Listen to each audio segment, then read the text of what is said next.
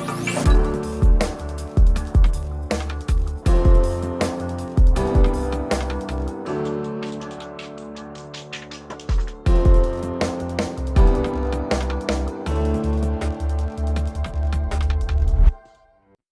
everyone, I am Fazamas Khan from Sri Venkateshwara College of Engineering, Bengaluru. In this video, we'll be discussing a topic called Introducing Methods, which comes under Object Oriented Programming with Java. Object Oriented Programming is a computer programming model that organizes software design around data or objects rather than functions and logic. An object can be defined as a data field that has unique attributes and behavior. We'll be learning introducing methods, adding a method to the box, returning a value, adding a method that parameters, advantages, and conclusion. Introducing methods. Classes usually consist of two things: instance variables and methods.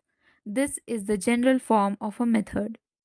Here, type specifies the type of data returned by the method. This can be any valid type, including class types that you create. If the method does not return a value, its return type must be void. The name of the method is specified by name. This can be any legal identifier other than those already used by other items within the current scope. The parameter list is a sequence of type and identifier pairs separated by commas. Parameters are essentially variables that receive the value of the arguments passed to the method when it is called. If the method has no parameters, then the parameter list will be empty. Methods that have a return type other than void return a value to the calling routine using the following form of the return statement. Here, value is the value returned. Adding a method to the box. Although it is perfectly fine to create a class that contains only data, it rarely happens. Most of the time, you will use methods to access the instance variables defined by the class. In fact, methods define the interface to most classes. This allows the class implementer to hide the specific layout of internal data structures behind cleaner method abstractions. This Java code introduces a box class representing a box with private attributes, width, height, and depth. The class provides methods to set the dimensions and calculate the volume of the box. In the box demo 3 class, two instances of box are created and their dimensions and volumes are displayed. This code exemplifies fundamental principles of object oriented programming, emphasizing encapsulation, method usage, and object instantiation in Java. The box class provides a blueprint for creating box objects, and the box demo class demonstrates how to use this blueprint to create and manipulate instances of the box class.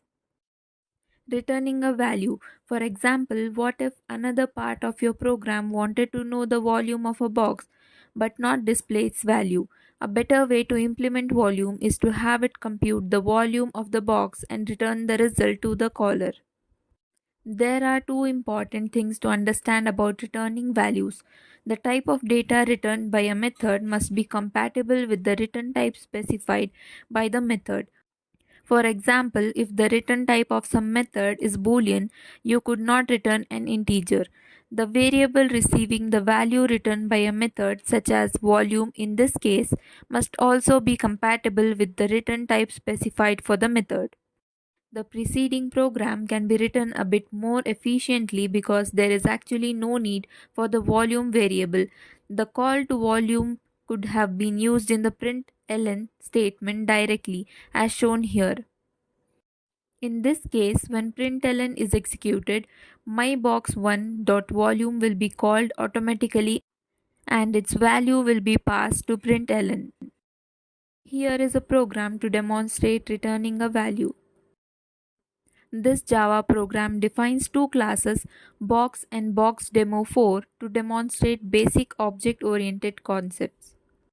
In summary, this program introduces two box objects with different dimensions, calculates their volume using a method defined in the box class, and displays these volumes.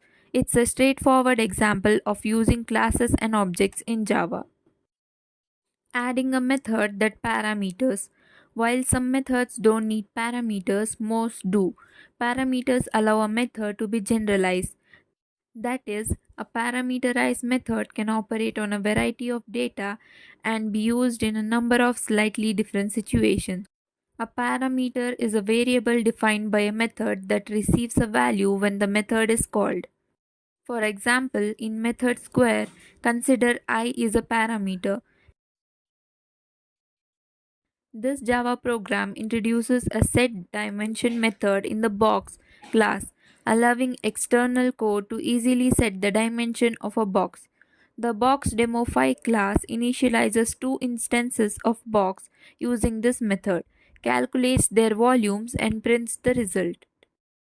In summary, this program exemplifies object oriented programming principles by introducing a method to set box dimensions in the box class, providing flexibility and clarity in initializing objects, and demonstrating these concepts in the boxDemoPhi class.